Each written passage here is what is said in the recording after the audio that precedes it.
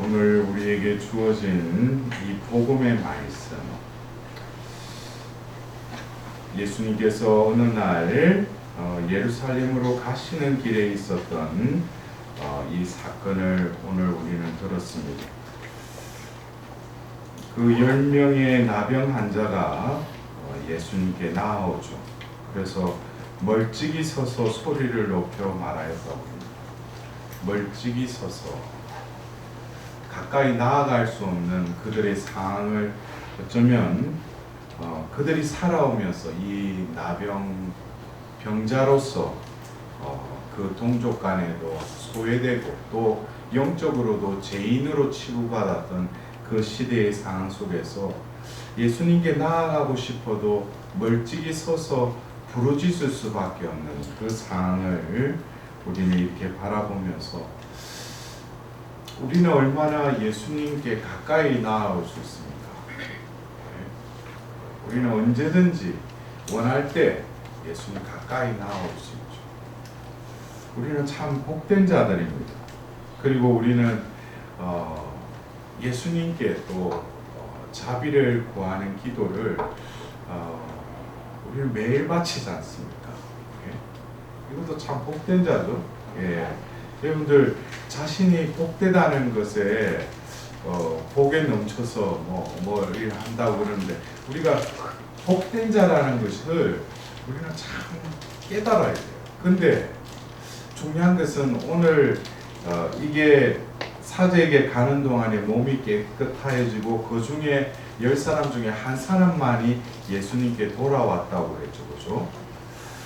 이것이 뭐 하루 사이에 이루어졌는지 아니면 뭐 사제를 찾아가는 데 있어서 며칠이 걸린지는 나와 있지 않지만 그는 분명히 돌아왔다는 거예요.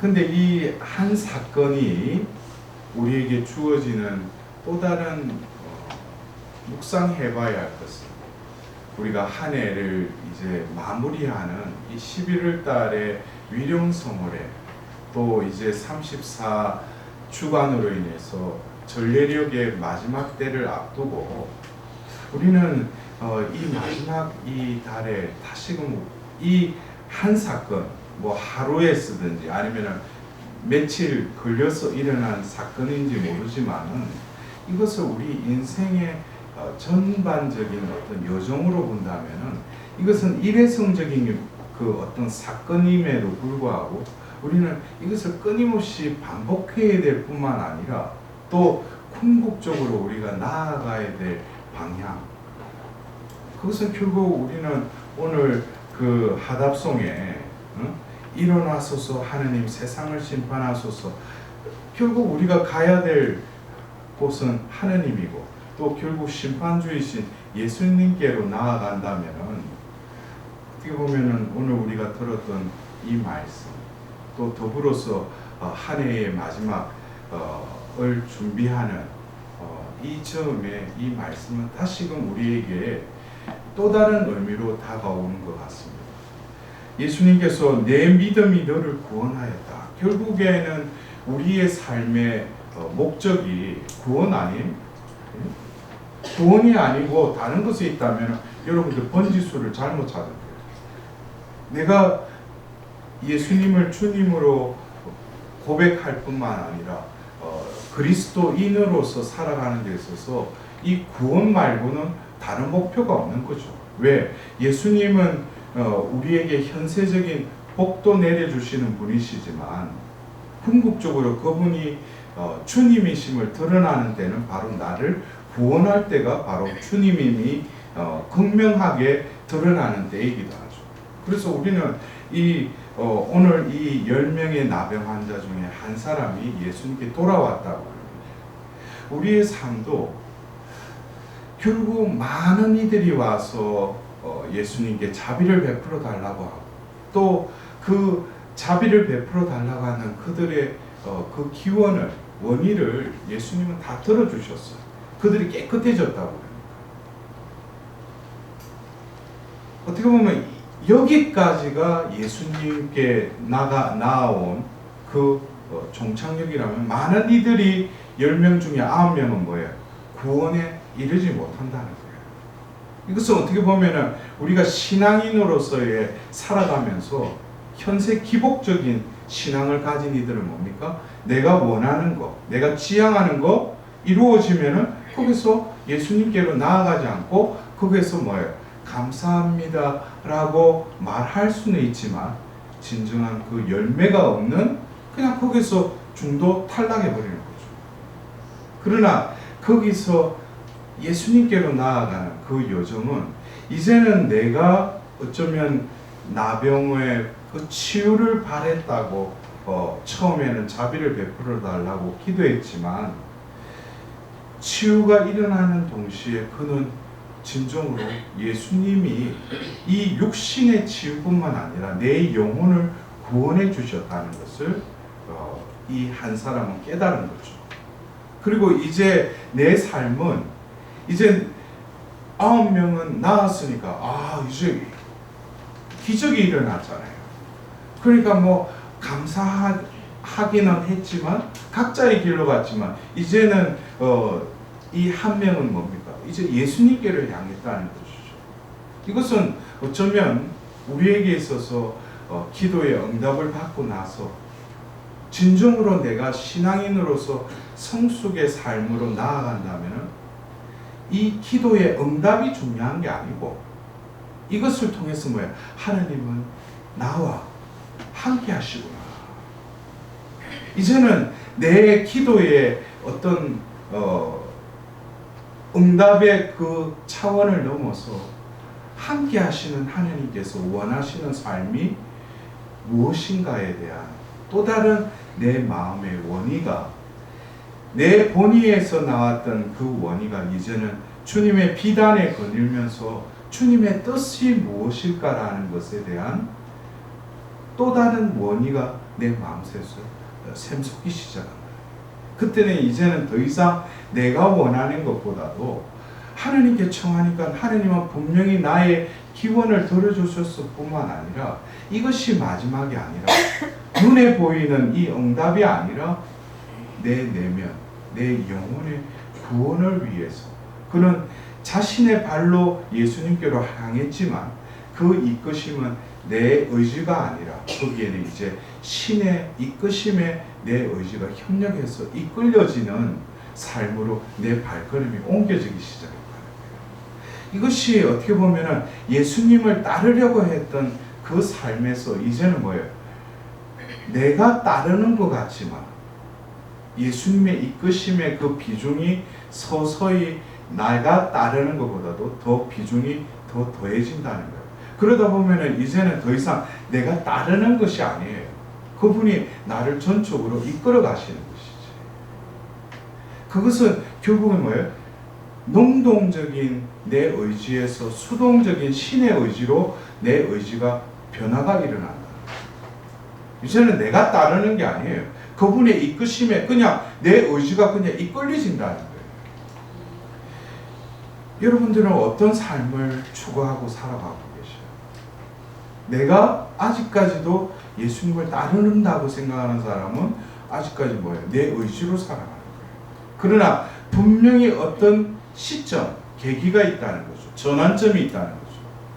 하나님께서 나를 부르셨을 때, 또 그리고 그 부르심에 응답했을 때, 또 부르심의 열매를 맺어야 할 때는 이제는 내 의지가 이제는 이끌려진다는 거예요. 그리고 이 한 사람과 같이 눈을 뜨고 보니까 자신의 발이 어디에 닿아 있어요? 예수님의 발자취에 나와 있는 것이죠. 우리는 여기서 감사의 그가 예수님께 발 앞에 엎드려 감사를 드렸다고 그랬어요. 이것이 감사가 여러분들 나에게 이러한 기적이 치유의 은총이 내렸으니까 감사했을 것 같아요. 어떻게 보면 그 감사는 이미 몸이 나았을 때 이미 그것에 대한 감사는 드렸어요. 그러나 예수님 앞에 와서 엎드려서 감사드리는 것은 그 어떤 응답의 기브 앤 테이크의 감사가 아니에요. 자신의 존재를 온전히 감사드린 것이죠. 이것은 어떤 응답을 받았다고 해서 감사드리는 그 감사가 아니에요. 우리가 평일 미사 때 우리가 공통 감사송을 드리는데, 공통 감사송 그 4번에 보면은 하나님께 감사하면 은사입니다. 은사는 뭐예요? 하나님의 선물이죠. 그래서 어떤 사람은 감사를 은사적으로 살아가는 것이 아니라 나에게 무엇이 일어났기 때문에 감사하는, 그것은 세상 사람들도 그렇게 하죠. 나에게 어떤 좋은 일이 생기고 나에게 뭐가 떨어지면은 감사하다고 그러죠. 그러나 우리가 신앙인으로서 하나님께 감사함은 하나님께서 우리에게 믿음의 선물로 우리에게 주시는 거라는 거예요. 이러한 사람은, 은사로서 감사의 삶을 살아가는 사람은 나에게 시련이 닥치고 어떻게 보면 고통이 닥쳐도 하나님께 감사드려요. 세상 사람들이 이상하게 생각해요. 왜 저 사람은 생각도 없는 사람인지 저런 상황에서 하나님께 감사드린대. 근데 그 사람에게 있어서는 감사가 나온다는 거예요. 자기에게 오히려 누군가에게 해를 입고 심각한 피해를 입었을 때도 하나님께 감사드려요. 감사는 하나님의 현존을 불러일으키는 것입니다. 세상 사람들이 생각하는 그 감사는 내 중심적으로 감사드린다면은 주님이 주신 그 은사인 감사는 나와는 상관없이 어떤 상황에서도 어떤 순간순간에서도 감사의 정이 하나님의 은총에 의해서 나온다는 거예요. 그래서 우리는 데살로니가 1서 5장 18절에 모든 일에 감사해라. 이것이 그리스도 예수님 안에서 살아가는 너희에게 바라시는 하나님의 뜻이다 그랬어요. 뜻이다.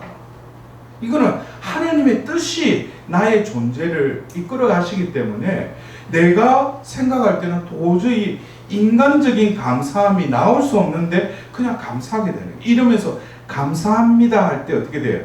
하나님의 현존이 나를 휩싸는 거예요. 그리고 어둠이 더 이상 나에게 침범하지 못하게끔 그 빛으로 나를 감싸주는 것입니다. 그래서 감사는 엄청난 무기이게 돼요. 그래서 여러분들 각자도 나는 어떤 감사의 유형의 삶을 사는지, 나에게 또 국물 떨어지면 감사합니다.